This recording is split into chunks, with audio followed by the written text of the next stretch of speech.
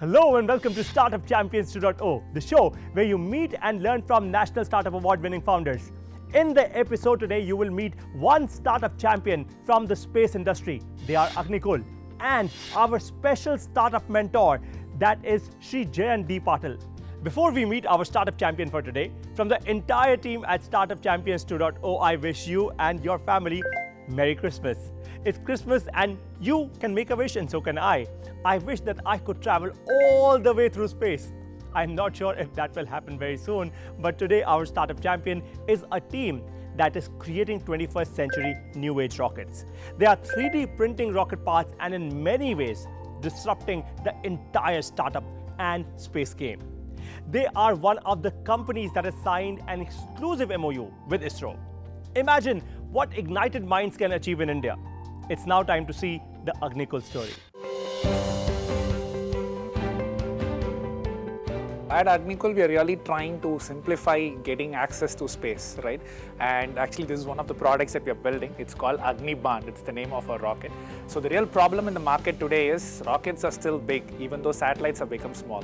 So we wanted to build a nice small rocket that can quickly take satellites to space. And we're doing that with completely in-house built technology, both designed in India and made in India.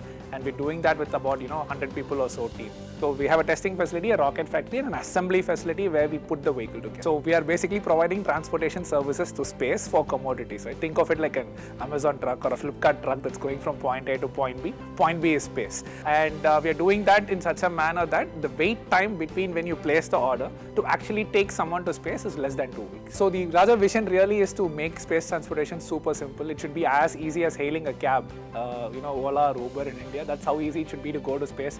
We should just ask people, how much they want to take to space, from where they want to launch and where they want to get to. And with that, a vehicle should be ready for them to ride. Here we have a 3D printing machine, which is metal additive manufacturing one. Here we are making rocket engines, basically the thrust chamber and all the critical parts. We can print both a first stage and second stage engine, and we can print multiple engines at the same time.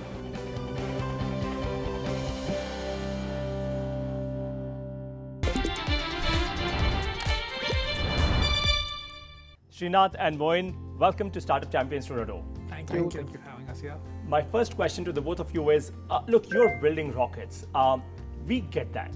But what problem are you really solving here? So what has been happening in the satellite industry is satellites have become really, really small. Sure. But rockets are, beyond all of the technology that they're actually having, are simply vehicles. And vehicles which were built for satellites of the past, which were like really huge satellites. But satellites have shrunk. Rockets are still sort of stuck in the past. So we are trying to bridge that gap by building, small rockets that can take them quickly to space. So what we decided is we'll build a vehicle that is capable of lifting up to 100 kgs of payload. So that's exactly what we were thinking, because the satellite mass was actually shrinking. And then we also wanted to add a little spin to it. So we said, because the satellites are shrinking, because the electronics are shrinking, so the satellite might also go as low as 30 kgs as well, as even smaller than that as well. And they could also be doing constellations. So that's a new template that has been come across the market, where instead of putting one big satellite, you put a bunch of small satellites and you make them talk. So that's what we call it as constellation. So in all of these constellation satellites will weigh somewhere around between 100 kgs or up to even 300 kgs, depending upon. So we wanted to give something to the market where we are offering something called as flexibility. So if you have a 30 kg payload, yes, we will launch you. If you have a 300 kg payload, we will be still able to launch you. So the idea was to take them to something called as low Earth orbits. That's exactly is the plan, and that's exactly what we are doing. Fantastic. The next question is, how many years of research and development has actually gone into building what you've actually built? Well, we actually officially started in December of 2017. Okay. So you could say the company's life is around 4.5 years. Sure. But we were ideating much before that. Mohan and I used to play cricket together in Chennai. That's how. And we were talking about what a rocket like this should be like, right? Okay. But to be very honest, we are standing at the point where, so much of research has already happened in our country, right? So in some sense, you could say the work has been happening for 50, 60 years. Sure. But at least from an Agnikul standpoint, it's a 5-year story, a 4.5-year story. You have your own custom-built launch pad as well. Yeah, Tell us more correct. about it. So what we decided is to really address customers in a very short period of time. Okay. There should be as little dependency as possible on anything outside of Agnikul. Okay. Right? And one of the dependencies usually comes in from infrastructure at launch ports. Sure. Right? So, and we decided that if you are really dependent on huge infrastructure, then your mobility aspects are also cut off, right? You need to go where that is. Of course. Instead, we want to turn the story around a little and say, okay, this is a small vehicle, in at least relative to what the general industry does. It's a very small vehicle. Sure. Can we also have a small launch pad that can be moved along with the vehicle? Sure. So that's where that comes from. Interesting. And since you said and you mentioned the name customers, right? Who exactly are your customers? Wow. So that's a normal question that we get, and so we divide them into two types of customers, right? Sure. So one are the conventional customers who take photos from space. So we call them as Earth imaging satellites, Sure. right? And then we have the communication satellites. So these are the conventional customers that we have. And now in the recent years, we've seen like a lot of non-conventional customers taking space as a platform. Like now pharmaceutical companies are trying to use space as a platform because they want to do microgravity experiments in space. Oh, okay. And then you have entertainment industry trying to use space as a platform. And then we have like data storage, because the cooling is absolutely free. So you can also serve all your data in space for absolutely no cost, nothing. And now we are trying to see multiple industries trying to use space as a platform. So it's not just the conventional or the traditional customers that we had. Apart from this, multiple industries. Now this is making the space sector actually grow bigger than we expected. Very interesting. So till date, we've only been learning and listening about SaaS as software as a service. You're actually creating space as a service. This is interesting. So what's your business model? How do you make money? Okay, it's a simple transportation business, right?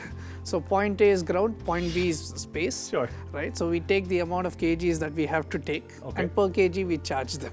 So it's that simple. So even though the product itself is reasonably complex, the business models are actually what you would expect in a very traditional ground transportation company. That's it. Phenomenal. I could never actually imagine understanding a rocket so simply, really. But okay, tell me more about how did you actually fund your company on day one, and have you actually raised any external round of funding till date? Yes, so we started off by putting in our own money. So Moin and I, luckily we had worked in the past outside the country. Sure. So we had a little bit of savings. Sure. So we sunk all of that into Agnikul when we started. But I think since then, I think a couple of things have happened at the government level as well, right? We've had announcements about in-space, Atmanirbhar gave all of the space sector a big ride. So we have been able to raise some funds outside as well. So we have raised 3 rounds of funding so far, about $15 million, just over 100 crores is what we've raised. Phenomenal. Congratulations to the both of you on that. How big a team are you guys right now? 100 people or so, roughly. I think including interns and the people who are doing part-time and all that, it would be even more.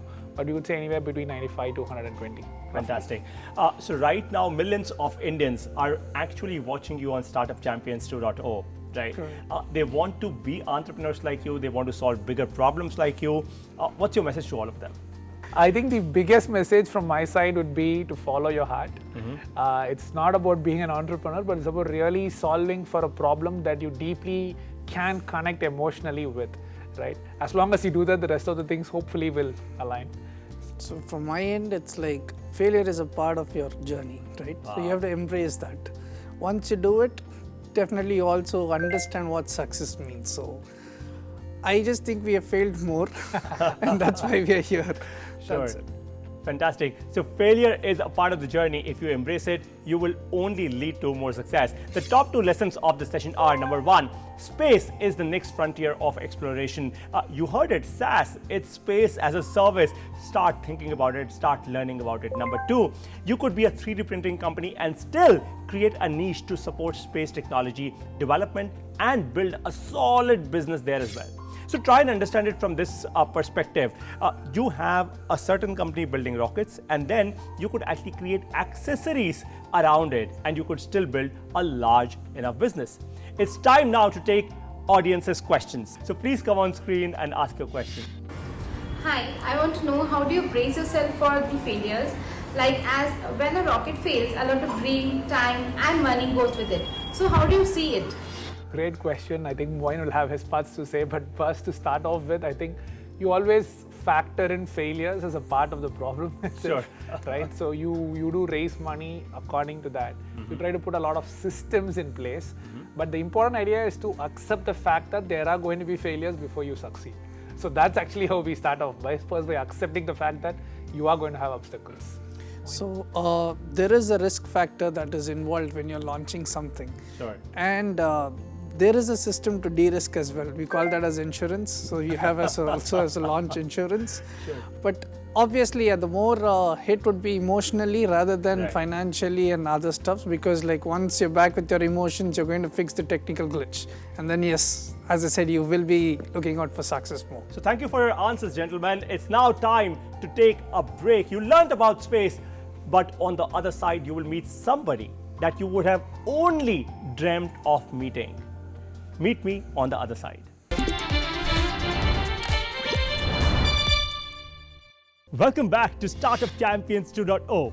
Space sector is booming. Funding into space tech startups has grown by 198% in 2021 compared to 2020.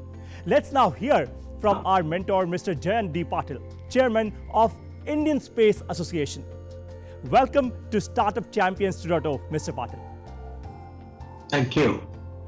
Mr. Patil, my first question to you is, how is Indian Space Association different from ISRO? In fact, ISRO is the one who's been a science and technology house, and we know there's been amazing success story for India which has been crafted by ISRO. Of course, as a part of ISRO's growth, with whom a whole lot of industry is associated, truly to my memory, it's exactly now close to about 54 years since when the ISRO was founded in its current form. Industry was always associated, but it was always a sort of a tierized partner. It was just a manufacturing partner. More of build to print, entire concept coming from the science and technology people, but some amazing success stories for India it built. What it obviously didn't do was what the sector is about to be opened now for, to directly get into space commerce in a big way. While all this 54 years, 55 years, we have gone through this journey of the space and have enormous amount of different segments, right from navigation to remote sensing to varieties of things which ISRO has been able to do, to a point of creating the largest number of satellites launched in one mission kind of successes. Fact is, our part of the share of the global space commerce is just 2%. And that's essentially where there's a belief and there's a saying that why don't we really try and concentrate, open it up for commerce for anyone and everyone else, and that's essentially where the sector truly can grow. So that's essentially where we are today, at a time in history when we start looking at some time back in future, and when we look back, we would have said that 2020 to 22 has been a kind of period in which this enabling to the industry directly get into a space commerce would have begun. The Space Association here now doesn't talk of any one segment of the space industry. We are talking of launch vehicles, we are talking of ground segment, we are talking of space services, we are talking of remote sensing, we are talking of communication. We are across the segments, and what we also want to be talking about is entire data that would finally get collected, which essentially will reach the masses, and that's essentially where nearly about 75% of the space sector and the commerce associated is all about data and the data dissemination and the analytics which are built around. Now, this is essentially where different segments of this market will start thriving, and there is one organization which essentially not remaining or restricting itself to any one given segment, and that's essentially where ISPA's positioning is. That's essentially what we are doing today. Of course, ISRO, because of its past, becomes extremely important partner in terms of the science and technology that exists, which today can always be taken by industry and built upon that. Fantastic. Space tech is tough. It is extremely tough. India's key advantage is frugal innovation. Will ISPA help space tech startups get funding as well? For startups, it was something which we said let it be absolutely bare minimum and joining fee is virtually waived. Idea essentially is we actually start hearing to the grassroots because we believe that is essentially where we are going to get our tomorrow's space access and things like that. Also, there have been very focused meetings and attention which has been paid to be able to harness this funding. And there are multiple things which have been happening. Recently, we had one major event of specific startups, about 8 of them were the one who participated, and that was an evening session about 4 hours, but it won't get over in 4 hours. It lasted beyond 6 hours. Essentially talking about what are the big opportunities, because on one side, what the startups would need is enormous amount of future opportunities what they need to be looking at. Second side is who will fund in terms of their developmental needs. So there are two initiatives. One is of course bring in the angel investment. Second, we obviously began is our belief that space is going to be enormously important to defense sector. So there's very serious engagement with Department of Defense, and through that there are existing processes in Department of Defense which essentially funds the innovation, and that's under the IDEX scheme and the IDEX Prime schemes. So we believe that this is something which can as well be harnessed for space. Going beyond that, there are 2 more schemes under the Ministry of Defense. So all the 4 are getting packaged. A whole lot of debate, discussion, work in progress, but we believe quite soon there would be a very serious funding mechanism that would actually come into existence, which would be dual use. You could use it for specific to defense needs.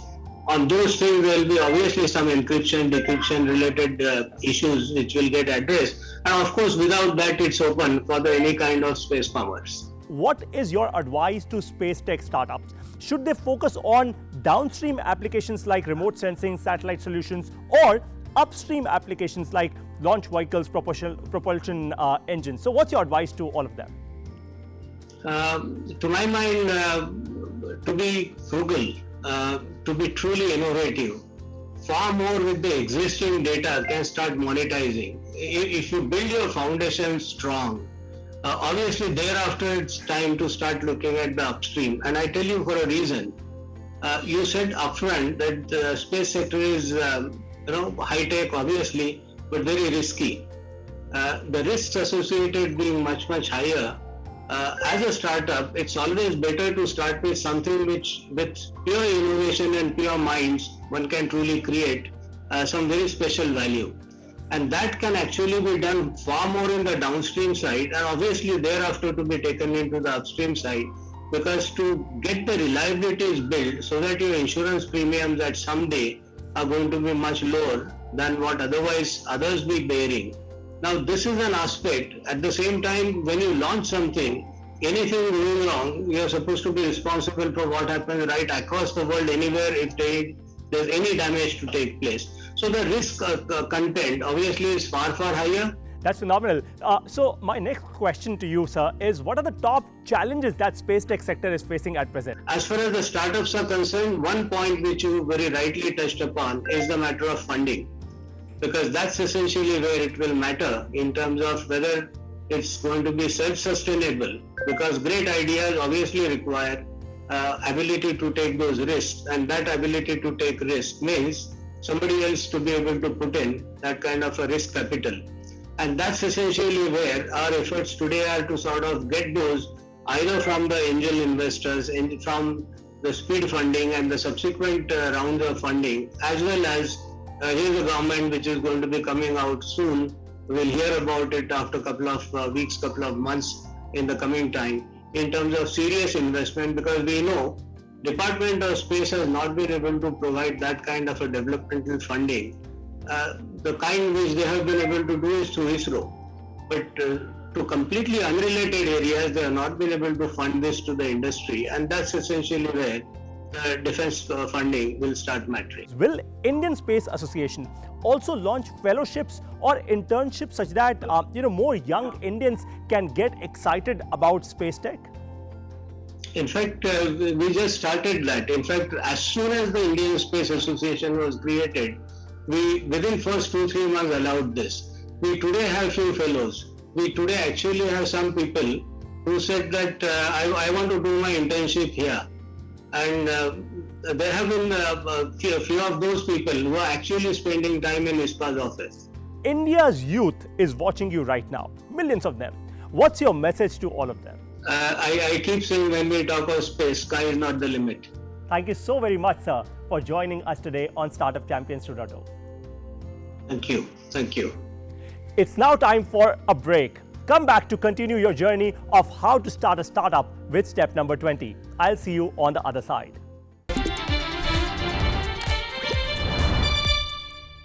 Welcome back to Startup Champions 2.0. Learning leads to earning. Let's continue our journey of learning with step number 20 of how to start a startup. Implement a CRM. CRM is an automation tool and it stands for Customer Relationship Management. Imagine you have 500 customers in your business. Now, how would you ever remember their birthdays, their past purchases? Have you ever received an SMS saying, you shopped with us 6 months back, here is a 50% discount coupon for you, specially only for you. This is not sent by a human being. This is sent automatically by a CRM software. Do you remember that I taught you AARRRC metric a couple of episodes back? CRM actually helps you reduce churn and increase customer retention. More than management, CRM actually helps in creating a world-class customer experience in your business. Now let's understand CRM a lot more better with another simpler example. Let's just say that you went to a certain business and there you bought something for maybe your children as a gift. While taking this gift and while giving this product to you, they actually recorded the birth date of your children in their systems. Now, every year automatically they would be able to wish a happy birthday to your children. But what they would also be doing is increasing their sales. And that is what a CRM helps you do. A CRM ensures that you are able to capture a lot of data points, lot of data sets about your customers, and then you are able to re-engage with your customers via marketing. And that is why I said that a CRM is actually an automation tool. What it also helps you achieve is it helps you automate your marketing.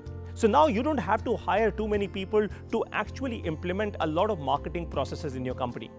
Literally, a good CRM software can actually reduce down the cost of marketing, reduce down also potentially the cost of customer acquisition, and increase customer engagement and customer acquisition as well as customer retention for you. Ensure that you implement a CRM in your company. It's not a choice for you anymore. It's a mandate. As your company grows, especially if you are a B2C company, you must implement a CRM. This is step number 20 of how to start a startup. Please ensure that you implement this step in your company. It will ensure that you don't fail. What did you learn from today's episode? Tell me more about it. Share your feedback with us, make your videos, and post them on social media with #StartupChampions2. In the next episode, you will meet startup champions from Industry 4.0. Thank you for watching Startup Champions 2.0. Jai Hind. So this drone is called Drona from our popular mythology and spirituality. It's meant to be a small, versatile drone that can fly in tight spaces between buildings, in forests, on the borderlines. As we talk about the insights that are generated by the AI models and by people recording, so these things can be actually sold to the specific departments or organizations that are interested in this data. How is a concrete 3D printer fundamentally different from all the rest of the 3D printers that we've seen? Concrete 3D printer is a much bigger system. You're talking about a 3D printer that is the size of a building, or it can accommodate a building inside it, print out an entire structure.